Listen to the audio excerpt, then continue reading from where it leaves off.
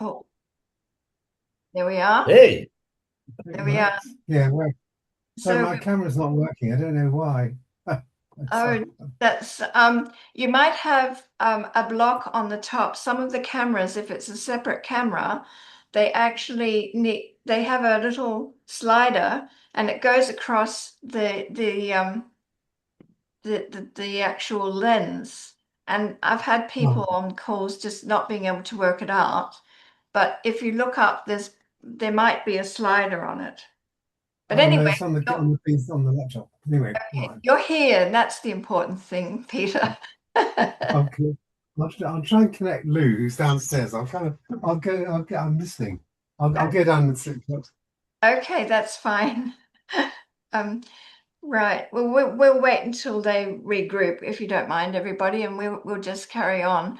Martin, how are things going? Martin's a really clever inventor looking at audiology and knocking his head against the wall, trying to get people to do things differently than they did right at the very beginning of audiology. And so, how are you getting along with that, Martin? Well, very good actually. There's a lot of interest, and I've been posting some posts on Really good ones too. Yeah, LinkedIn lately, and one of them basically went viral, at least in the audiological societies around the world. So I got audiologists from all around the world contacting me, and professors and excellent, excellent. About time. And well done for persevering, because it's part of the whole thing. You've got the innovation, but trying to crack years and well decades and decades of doing it one way is challenging. So well done. We'll catch up in the next week, definitely. So shall we crack on, and Peter and Louise can join when they regroup? So I just like to sort of, before we actually start, I'd like to address the whole issue of innovation. And Martin, you've heard this before, and I think Graeme has, but I know that when I looked up the definition of innovation, I found literally hundreds of definitions that reduced finally down to 47, and after several decades. And all of them, every single one, was attached to a profit motive.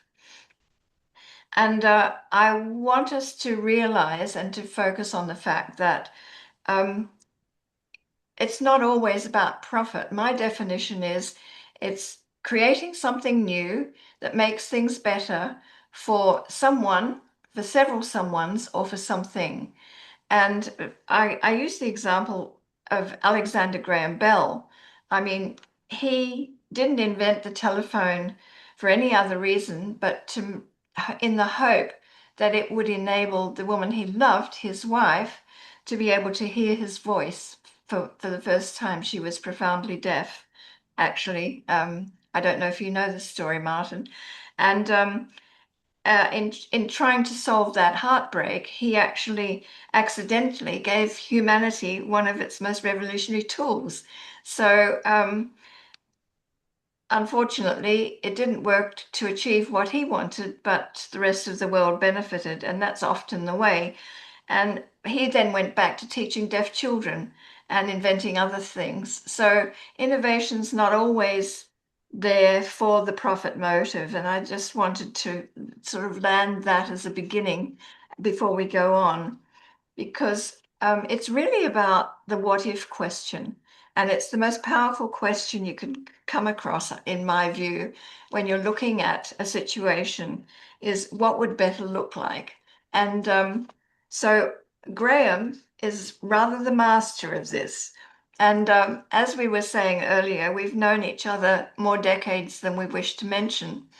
Um, he's Graham's an Asian Pacific business strategist, and his guidance for growth program has generated 22.7 million across 6 case studies. That's in today's dollars. And thank you for joining us in the middle of the night, Graeme. That's really gracious of you. It's 10 o'clock in Bali. I've known Graeme since he was in Royal Military College, Duntroon in Australia, and I was in high school.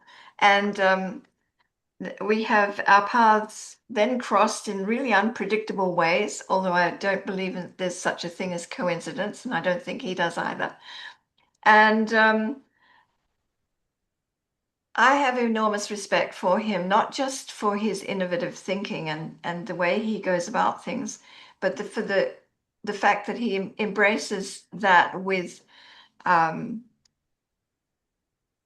wide-ranging empathy and care for others. And he applies that in everything he does, and he's a great team builder. And as we all know, it's the teams that raise everything higher. And so without further ado, welcome, Graeme. And let's start off. We have 4 compelling tales to begin with. So let's start off in Vietnam and tell us the story of your challenge there and how you, once you had the white space of not being in the field, were able to come to some solution. Over to you. Thanks. I'll just start, actually, if I may, actually just reinforcing what you were saying before about innovation doesn't necessarily apply to a profit motive at all. Innovation, and I reinforce in a slightly different wording what you said, that innovation really is about somebody has a problem that needs to be resolved. And so you basically look at that problem and say, what the hell can I do with it? And you do sometimes get an aha moment. Sometimes you're doing it by yourself. Sometimes you're doing it as part of a team.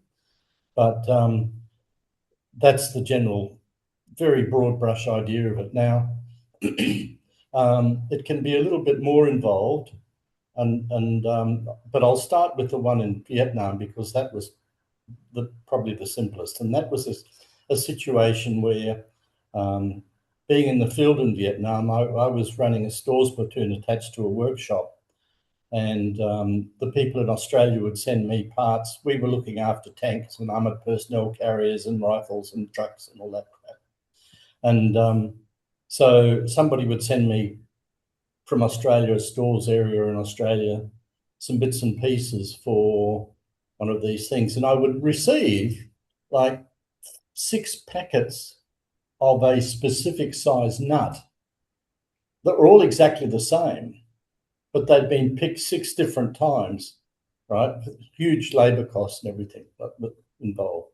So when I got back to Australia, I was fortunate to get into an army unit called Systems Development, which in those days, if you recall, back in the very early 70s, we were still pretty much into punch cards as much as very basic computers. And the thing that's caused those half a dozen nuts to come to me from one place was because when you had something like an armoured personnel carrier, it's got 10,000 different items in it, right?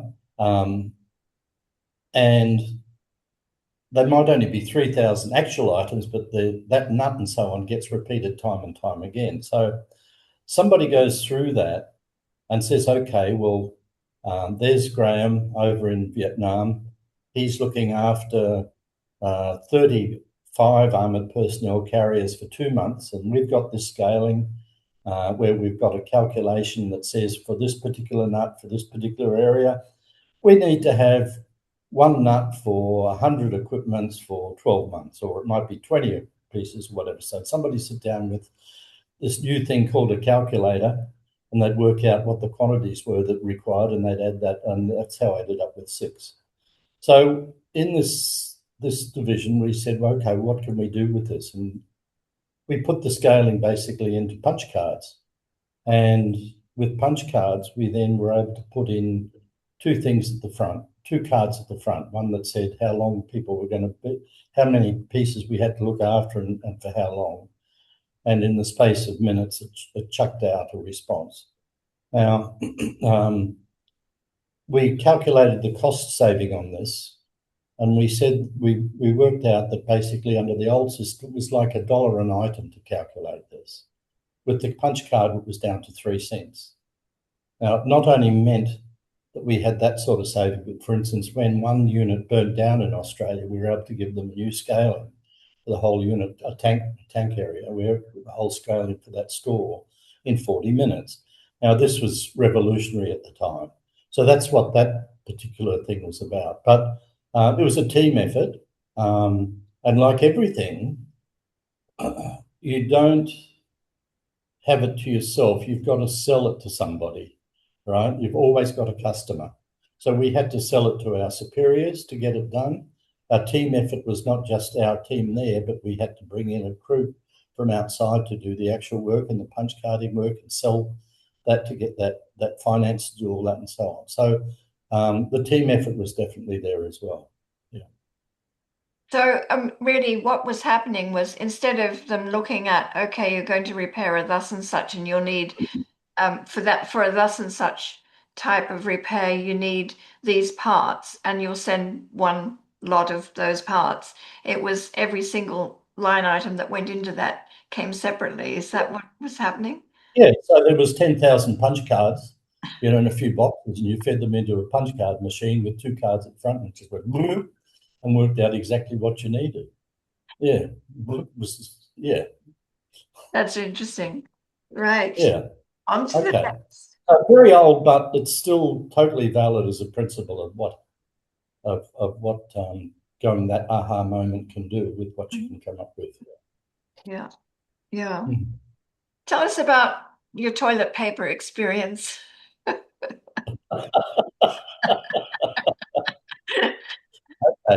So I moved from the army to a company called Bowater Scott, and Bowater Scott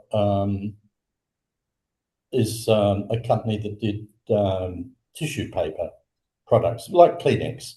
It was a combination of Bowater in England and Scott Paper in America, and it looked after the Australian market for any tissue products. And so our business supplied nationwide, and I had a problem of getting truckloads from the factory down to the railhead. And what would normally happen was that a truck would arrive, the guy would pull up, and we'd get the fork trucks and load loads of product onto the truck. And then he'd tarp it all up, and then he'd trundle off, and he'd get down to the other end, and he'd untarp it, and the stuff would be offloaded and so on. And this, each time at each place, was about 20 minutes or so to do this. And so I looked at this and said, okay, there's got to be a better way. The first thing I actually had to do was look at the whole carton system, and I found that our pallet utilisation was about 60%. We had pallet overhang. It was a mess, and so I had an agreement with the freight company that, based on what we could do with improving that it was a matter of how many cartons we could get on the truck was what we paid for a rate.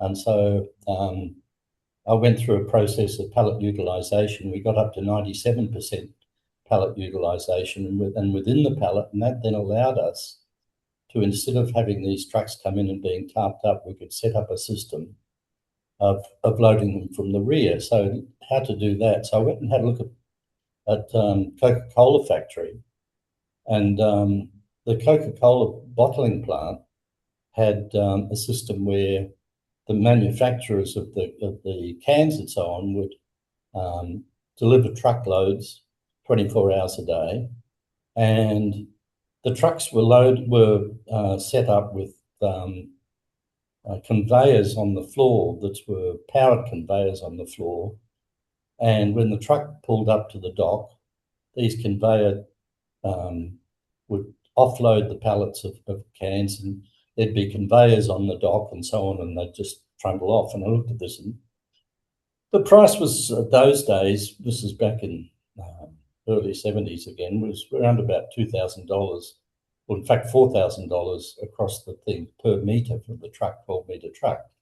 So I said, we've got to be able to do that better. So we came up with a system instead of just basically building a system in the factory that had rollers on it and a big ram. And we had rollers in the truck, and we just pushed the ram, pushed the pallets straight into the truck. And when it got to the other end, there was a ram inside the truck that pushed them out onto another bed of rollers. So that changed the cost per pallet, per carton, from 21 cents down to 6 cents. And that was saving in those days of about 200,000 a year in those term dollars. So that was quite significant. But the turnaround time dropped from 40 minutes to 6. And that was a huge saving. So what that meant was that the trucking company picked up the whole cost, because he was picking up far better savings. Not only was prepared to pay or accept a cheaper price, but he saved a hell of a lot on his trucks as well. So How did you utilize the improved pallet carton, palletization, getting the cartons on? What did you do there? Oh, that was fascinating. There was a company, a carton company in Australia, had a very smart guy there, and he developed a little software package. And so I could basically say, okay, this is the size of the product I'm putting inside this carton, and we could do calculations on what was the best way of doing it. Now, there's things about a carton that sort of, you get better strength in a carton if it's high rather than wide, for instance, in stacking and so on. But by getting those dimensions sorted out, obviously working on the 80-20, we started with the highest volume products first, but over time we got them all moved, and it was quite significant change. Yeah. And so they didn't overhang anymore, and they were better. There was no overhang, so the pallet would just slide straight into the truck, and it was just so easy. Yeah.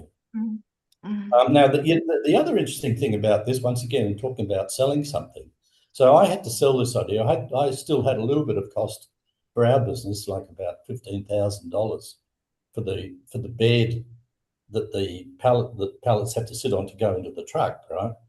And I had to sell that to my boss, and he had to sell that to the managing director. And so I sold it to my boss in terms of, look at all these wonderful savings we've got. And he sold it to his boss by taking a little model of a truck to his boss with the Bowater Scott emblem emblazoned on the side of it, and said, look how this is going to go down the street through Melbourne. And that was the final crunching straw. I mean, the savings were great, but having this, wonderful ego thing of having a truck going through the city with their name on it was just the final bit. Yeah.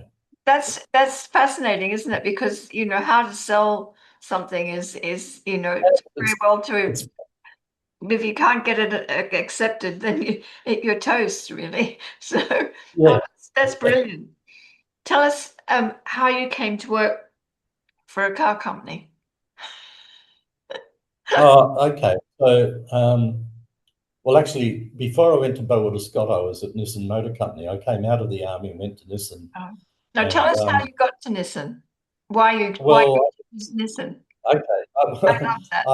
I was actually looking very much to go to Cadbury Schweppes, and they had a really good offer, but they didn't have a car, and Nissan had a car.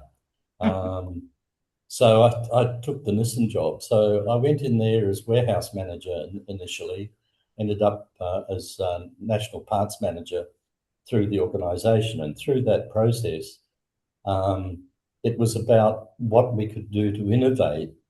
We had a business where Nissan at the time was going through growth of, 30, 40% sales increase every year.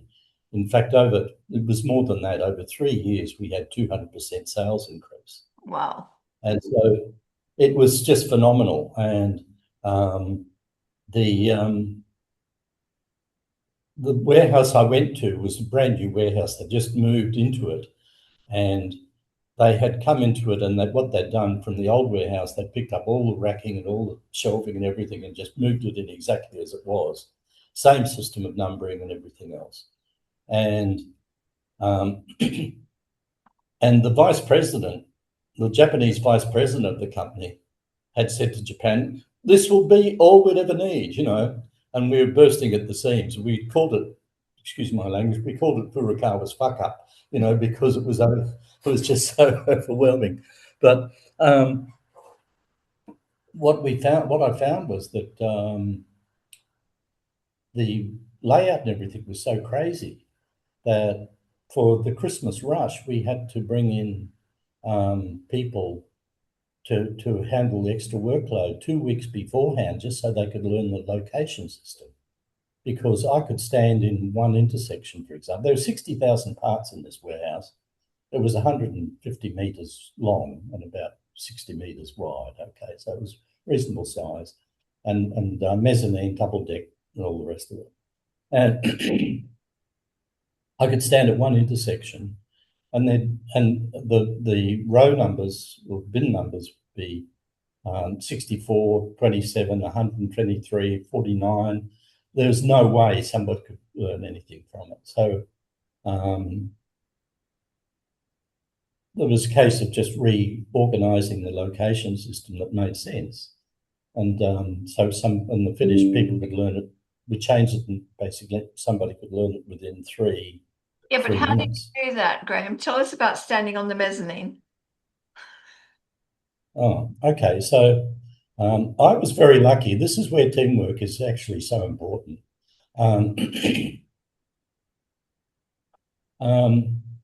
When I first went there, the guy who was the general manager of the parts division was also ex-army, but a bit different to me. But his style would come out of the warehouse and yell at everybody, pull everybody together, yell at them, tell them how bad they were, and stalk off. So there were half a dozen supervisors there who had no standing whatsoever with anybody. In fact, they hadn't made a decision for ages. So the first thing was getting them sorted out. They had been having stop work meetings and strikes around about once every 2 months. It was, you know, heavy unionised place, which is normal in Australia. And so I had to change that first off, basically, to get the whole team working properly. And that was when something needed to change or we're looking at something, I pull the supervisors in and say, okay, this is what I'm planning. What do you think about it? Da, da, da, da, da, and we discuss it. And then once we got agreement, they would then go and talk to their people because they knew what it was all about and they could talk about it in depth. But before they spoke, I'd pull the shop steward in 5 minutes beforehand and go to him and explain, this is what we're doing and why. You got any questions? And so he was fine. So if anybody came from the shop floor to complain to him, he'd say, no, that's not what it's about, it's this. So we didn't have another stop work meeting for 4 years, right? Wow. And that made a huge difference, huge difference. But I was very lucky. I had a very, very good senior supervisor. And as a team, we just got everything done so well. But what you were talking about was looking at that system and looking down this depth of the warehouse and saying, okay, this is how it's going to be. Block A, Block B, Block C, behind them, D, E, F, upstairs, da, da, da, da, right? And then in each block, so in Block A, instead of the shelving being the shelf A and so on, I said, we'll have streets. So you've got A1 and you go down row or street 1, and just like a street, there's odd numbers on the left and even numbers on the right. And it's just like in a lift, you go up 1, 2, 3, 4, 5. Very simple, very logical, which is why somebody could learn the system in 3 minutes, right? So we didn't have to bring in people, a lot of people, extra people. But the difference was, the next part was, I had a very good IT system, and we did an assessment of the whole warehouse and where everything was located, and found that the item that moved the most, that people had to go and walk the longest distance for to go and get, were mud flaps. And mud flaps were located right down the back end of the warehouse. So people were walking 150 metres every time and back again every time they wanted to get mud flaps. So it was not difficult to then relocate everything so that the fastest moving items were at the front. The end result of all that was, over the 4 years, I started with a staff of 69, and despite the fact we had over 200% increase, we ended with a staff of 69. So we achieved fairly enormous innovative success without increasing costs, in the sense. Plus, we had much happier staff. And no work stoppages. No, everybody was great. Yeah. Everybody was great. Yeah.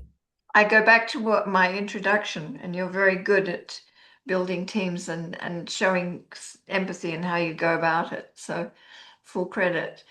The next one's an interesting one, because it's rather more personal, and it sort of trickled down into the family, so to speak, if you think it's a flowchart story.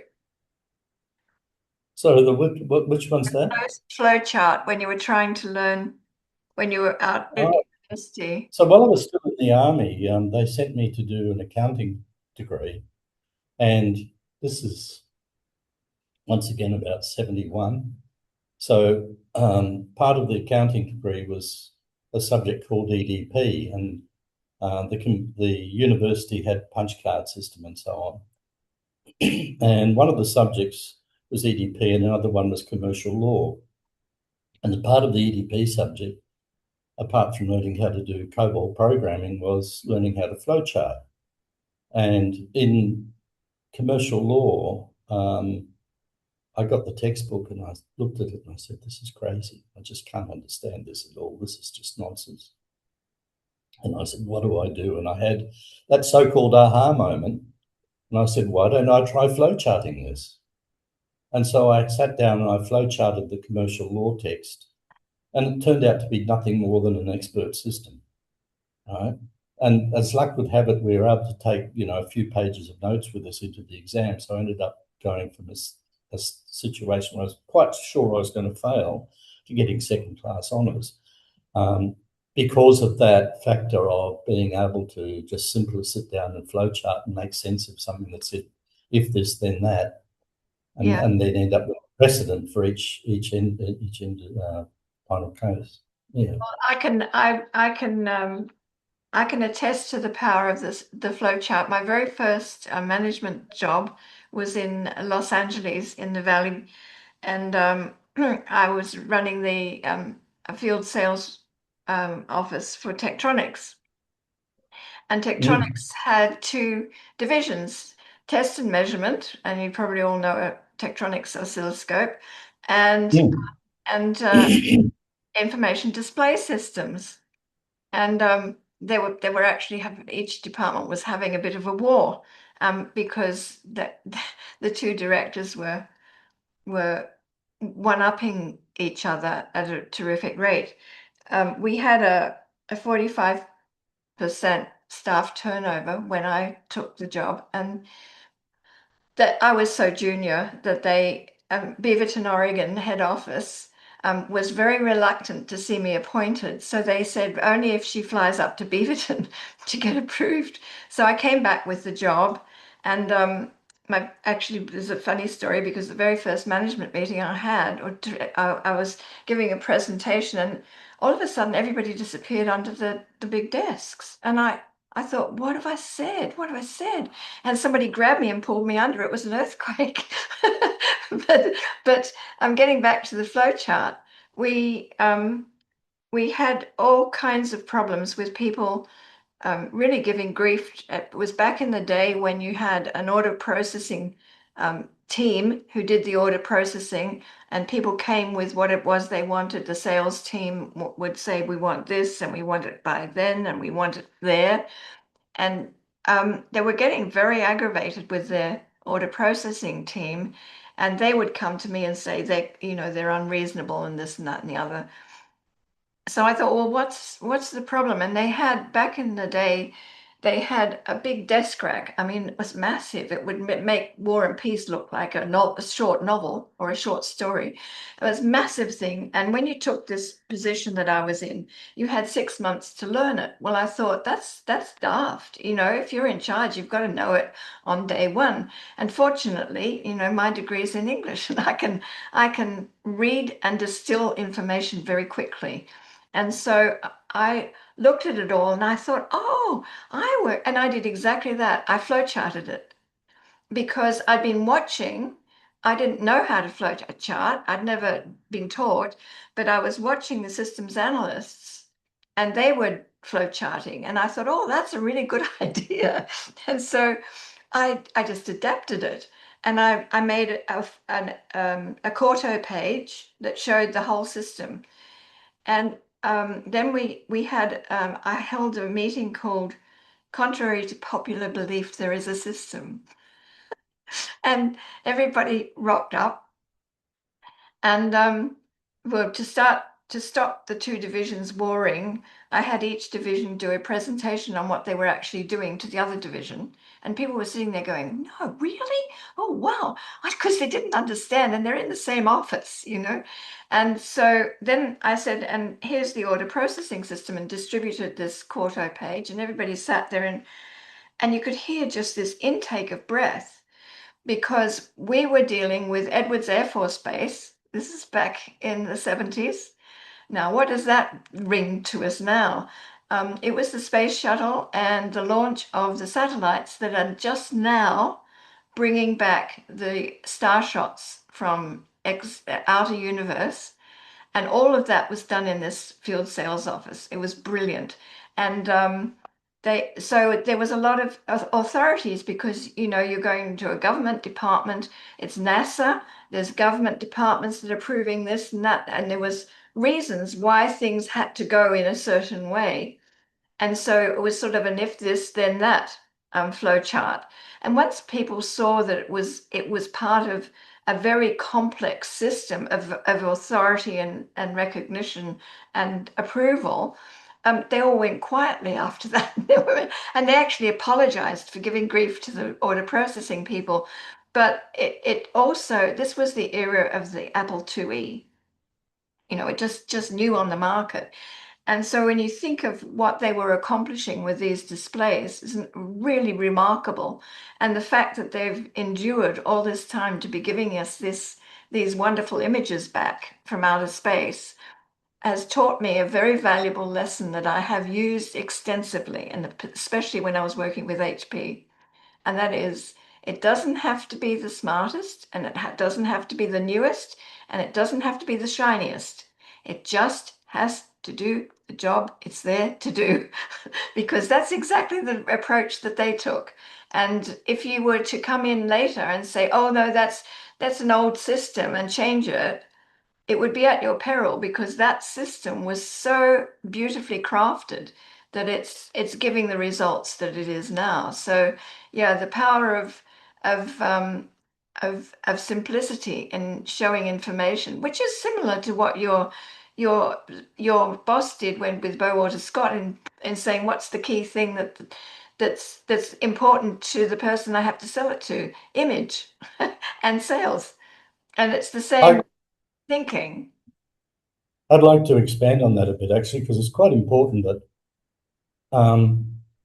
innovation really is about somebody's got a job to do, whatever it might be. It could be shaving, it could be putting lipstick on it, could be driving a car, whatever it is. You've got a job to do. And in that job, you've got very clear ideas of what outcomes you want from that job. Now, it's the success in innovation comes from somebody discovering unmet needs that people have in those outcomes, and coming up with a solution that will resolve and give a much more perfect outcome. So there is a system to this, and you've got to be careful you get this right, because there's been studies done in America where people rush in, sort of say, I'm going to come up with a product, right? And the general success rate of that is about 28%, and there's billions of dollars lost on people going and doing a product first.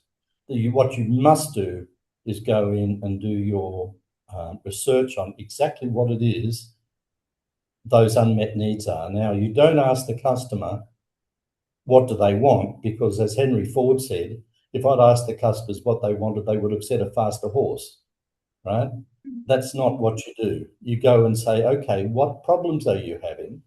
Then you bring that back to the team, and that's when the team gets together and works through how can we come up with something that's creative that can best solve that to give the best possible outcome. In my personal experience, as a person, as a guy, one of the things that changed for me a lot was just simply shaving.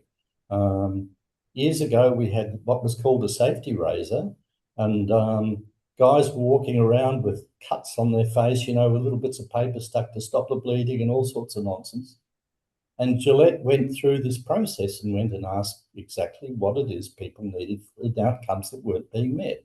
And they came up with what was called Mach 3 razor. The Mach 3 razor had a number of features to it. Number one, it had a very good handle that didn't slip in wet weather, in sort of wet hand rather. It had protections on the edges of the blades so that it didn't nick you. It had 3 blades instead of 1, so it did a much better shave. And those things ended up being able to give Gillette 4 times the market price for that product over their previous product, right? But they'd gone out and talked to people and asked them exactly what it was they wanted. Then they came back and the team said, okay, how can we do something? So it's market product, not product market.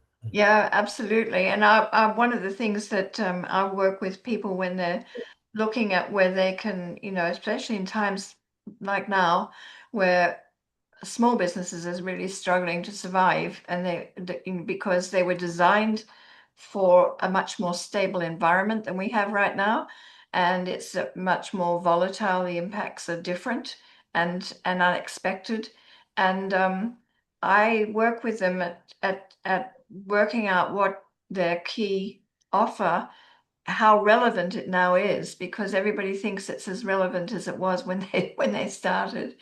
And one of the things I do is say, I do all sorts of, like, what would it look like if we took it to the gym? Change the whole thinking. Could it carry something heavier? Could it, what if you carried something heavier? What would you tear a muscle? It's sort of like taking an analogy and helping them work with that. Changes from thinking technically and thinking as in sort of a more rigid form that comes out of a textbook, but actually exactly what you're saying, looking at the thing and thinking, actually, I always say, if you put a knob on the side, what would it do? And yeah. Well, there's an example of that with circular saws. The old circular saw had a flat plate on it, and you had the saw through it, and you had to use a knob sort of thing to change the angle of that cut a different way. And if you're cutting, for instance, for corners and stuff like that, and you've got to get a particular angle, you're fiddling with it. And they just said, okay, this is a problem that people have who are doing this job all the time. What are they looking for? They're looking for 3 basic angles. So let's just go click, click, click, right? And so you could just click it into that spot, and it's just, that saw just took off like crazy because it solved the problem the person had. But the other way around is looking at is, keep in mind that people don't buy products. They rent a product to do a job, right? So if you look at, for instance, listening to music, right, over time, look at all the products that have just gone obsolete. 78 records, 45 records, 33 records, cassettes, CDs, all of this stuff. And now what are we left with? We're left with something like Spotify, right? Because what I want is to be able to personally listen to music. I don't care what the product is. I only care that whatever solution is out there will give me the best outcome. There it is now. Same with cameras, right? Exactly the same thing happened with cameras. Kodak actually had digital camera, but they didn't do anything with it, right? And they lost market share of like $50 billion. It was just crazy, right? But all that's gone because now you've got it in your phone. So you don't buy products. You rent a solution to get a product done. And as soon as a better solution comes, you're going to go out and take it without a problem. So as a person who develops products, that's where you've got to be really, really clear about what you're innovating. You're innovating for a solution. You're not innovating for a product. That's the critical. Too, Graeme.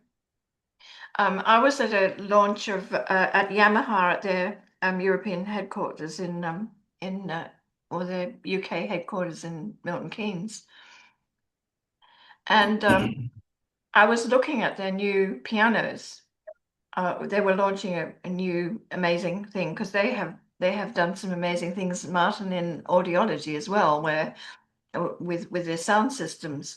But I was looking at it and I said, it's really how does it happen that that a company that makes pianos, also makes motorbikes? And they said, oh no, that's no coincidence at all, because whoever it was, whether it was Mr. Yamaha, I'm not sure, they looked at the design of the piano, which has to be incredibly strong, and yet it has to be able to handle resonance and all these characteristics.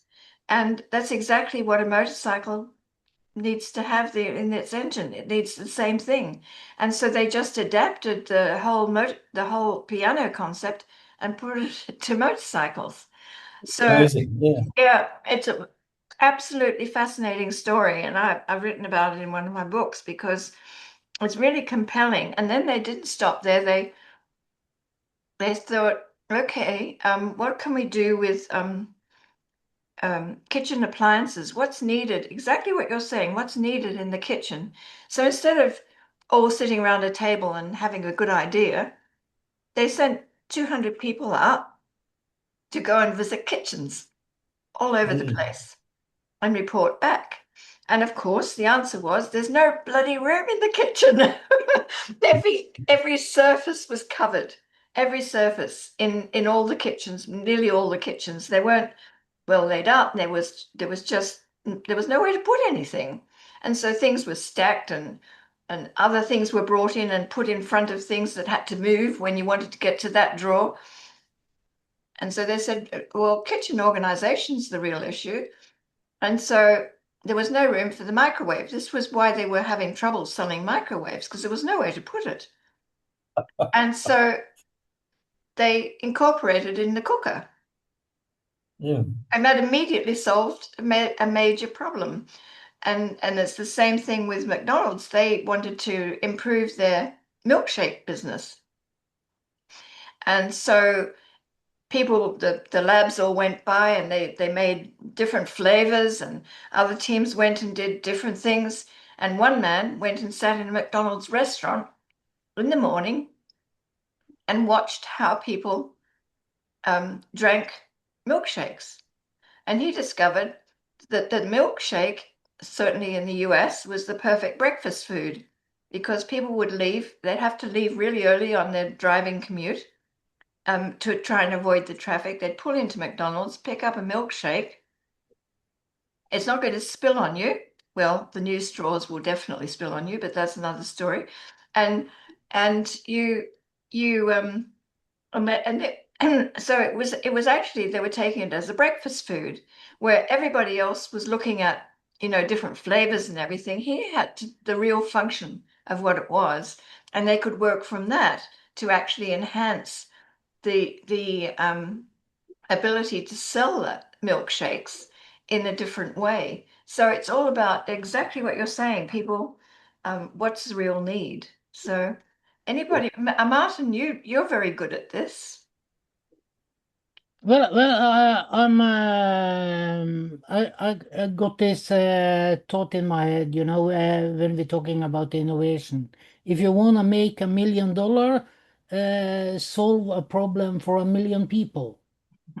And even though I'm not driven by money at all, I am solving a problem for 1.5 billion people. We are still testing hearing about the same way today as in the birth of audiology in the years after World War II.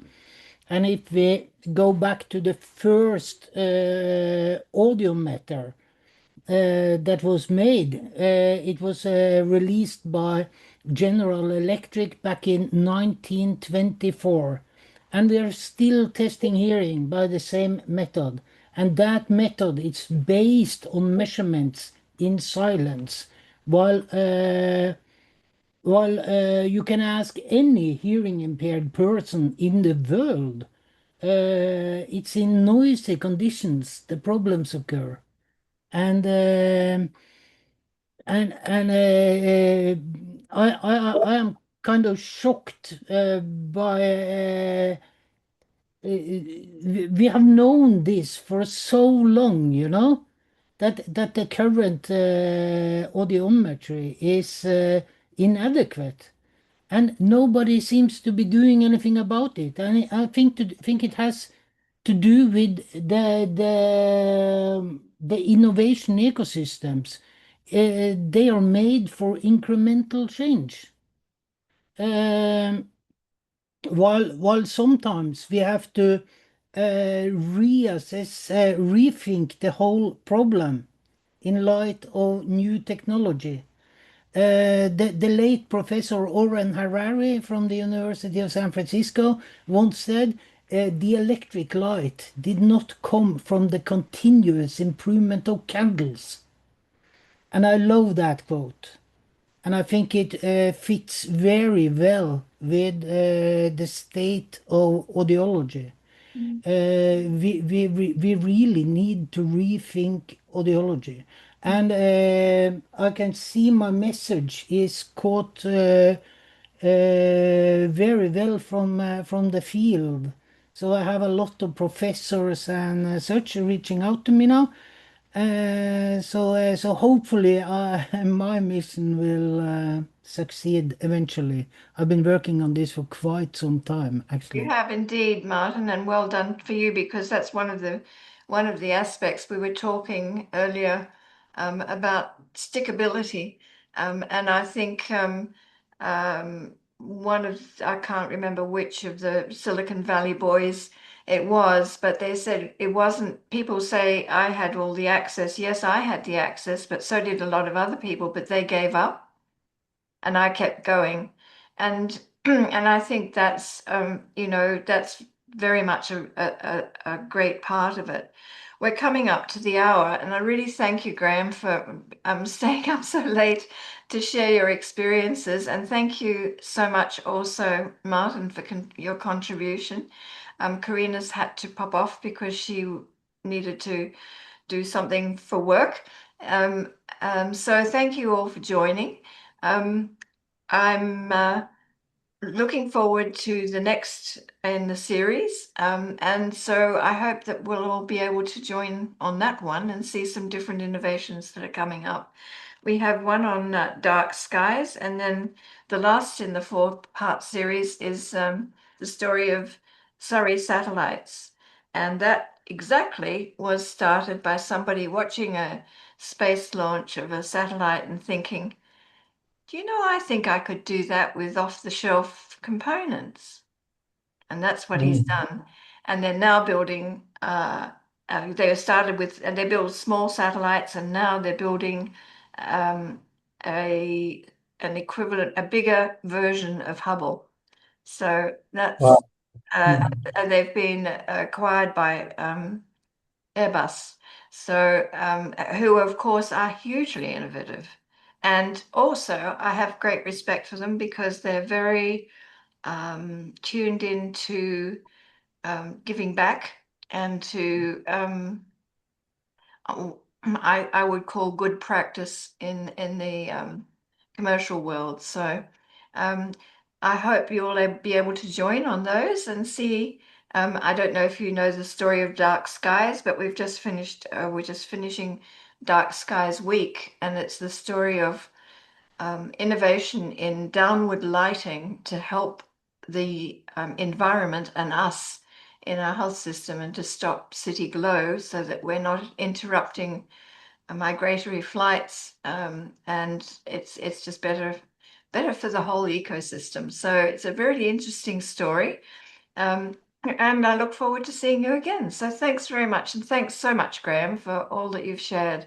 Really appreciate it. Yeah, it's been useful. Good. Thanks. Okay. And look forward to seeing you again. So thank you. Bye. Thanks, Bye. Vicky. Bye. Bye. Thanks.